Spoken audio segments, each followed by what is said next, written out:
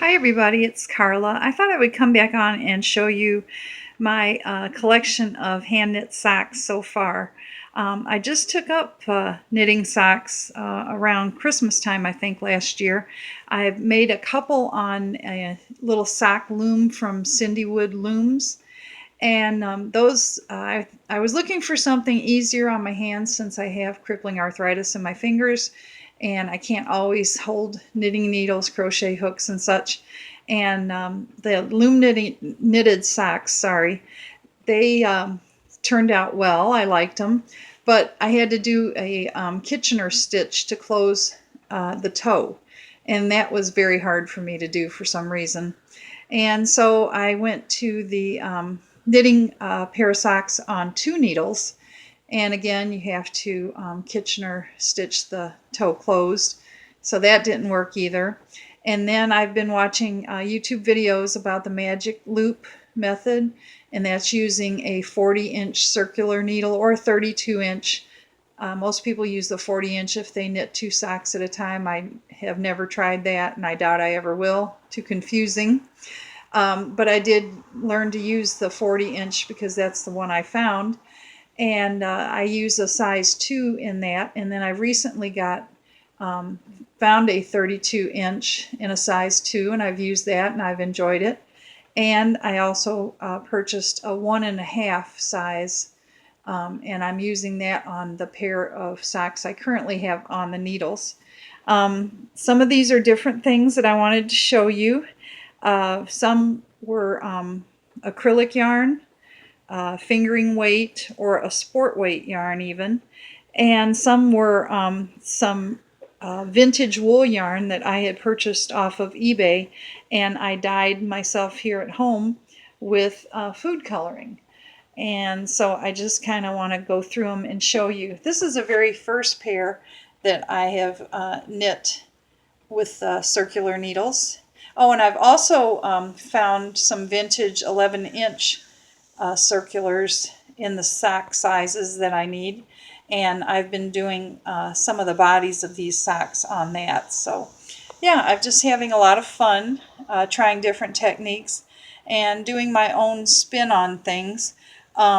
If you watch on YouTube videos, they almost always use a fish lips kiss heel. I don't do that. I actually make a garter stitch heel. They do a certain type of toe. I actually now knit from the toe up, and I use a Tunisian cast on and start my toes that way, and it's become very comfortable for me. And I just kind of have adapted things to work in a way that would work for me. I also made a pair of larger socks because my son has larger feet, and he wanted a pair of like house slipper kind of socks, and so those aren't here in the video. He's already took them home to use this fall and winter at his house, and he likes them very much. And yeah, I'm just kind of adapting it to fit our particular needs here. And I haven't made my husband any, but he can actually wear a pair of mine. So he has at times wore this first pair, and he likes them. So these are made out of wool sock yarn, and they're just the self-striping. And I think they turned out really pretty. And like I said, here's my garter stitch heel. And this one did, I think, have the Kitchener stitch toe, which, like I said, was very hard for me, so you're not going to see that very much. Then I thought I'd try a pair of tube socks, and that was this orange and brown and beige ombre color. And it is a sport yarn, and these are more like house slipper socks, and my idea was, well, if I can just make nice tube socks, I'll try that, and I'll just weave the ends in, and that's what I did down here. So I didn't Kitchener stitch, I just made a long tube, and then I made like a drawstring at the end and pulled it together, and it turned out really nice. And it's acrylic, so it's very soft and cushy, and it's perfect for a house slipper kind of sock. Then I made a shorter one, a version of it. Now this is with 2 different colors of, let's see, fingering weight wool, the sock yarn, but it's in 2 different colors. And I purposely made the up here at the ribbing, I made it shorter. See, if you see the halfway mark, you can see it there, but it was too short for my liking. I wanted it a little farther up my leg, so I added on at the cast off edge. I just picked those stitches back up and continued knitting, and so that's why it looks like that one.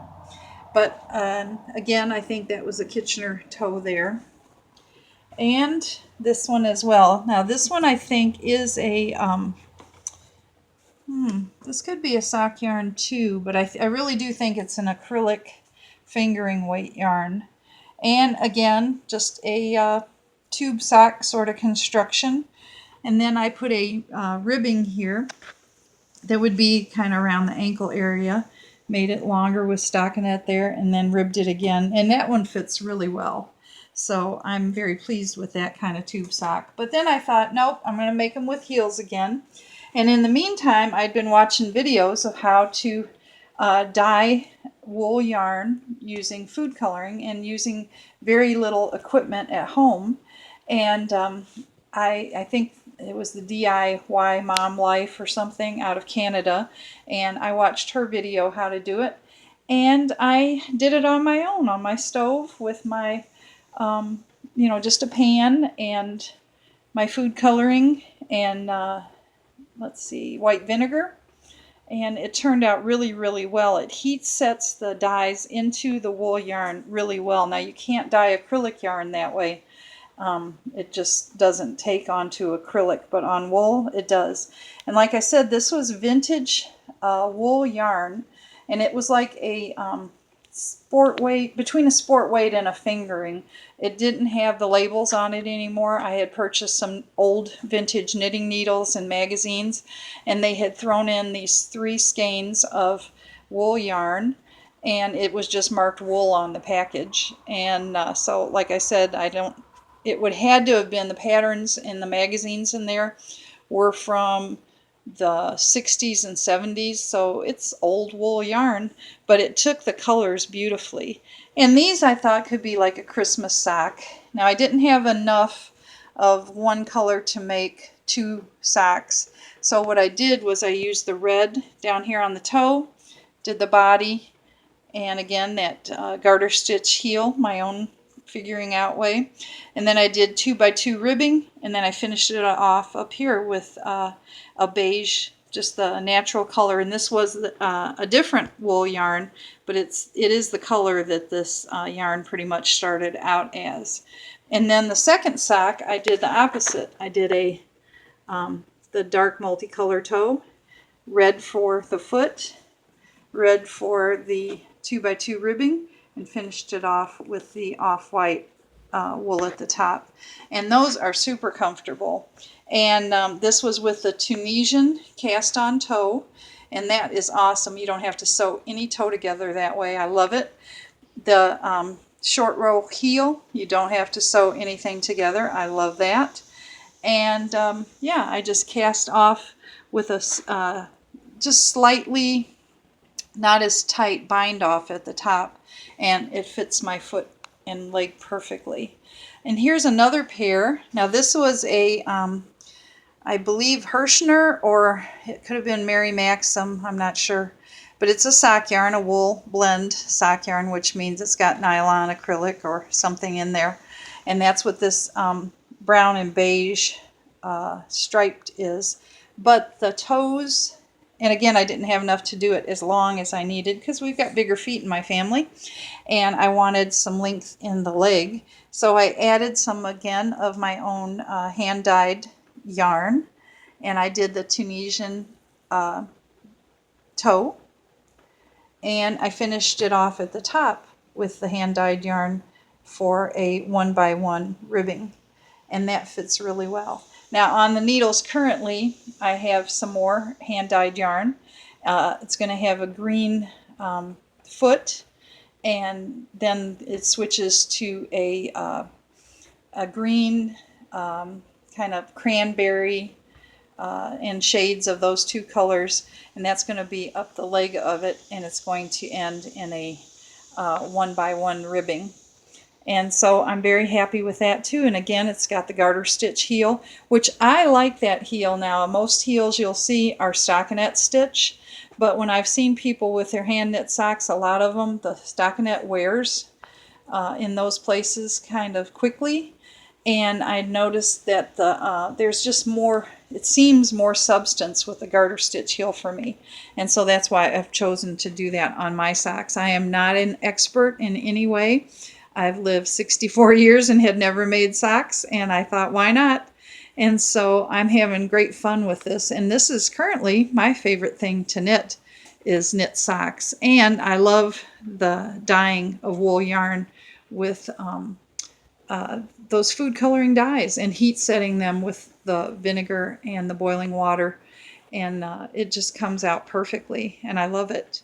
And my husband also let me get a subscription to Knit Crate, their sock crate, and I got the June one. I haven't started that wool blend yet. It's very pretty. It's kind of a pale blue with little flecks of purple in it. So I don't know exactly what I'm going to do with that. Like I said, it's, you know, we've got larger feet in my family, so I'm going to have to mix that with a contrasting color or complementary color to make my particular pair of socks, where other people would maybe could get a whole pair of socks out of that 100-gram skein of yarn that they sent. And I'm going to try it for a couple of months at least with the sock crate and see if it's something I enjoy. And I'm not good at following patterns. I've always been, you know, I can get the basic down, like how many to cast on. These are all cast on 64 stitches.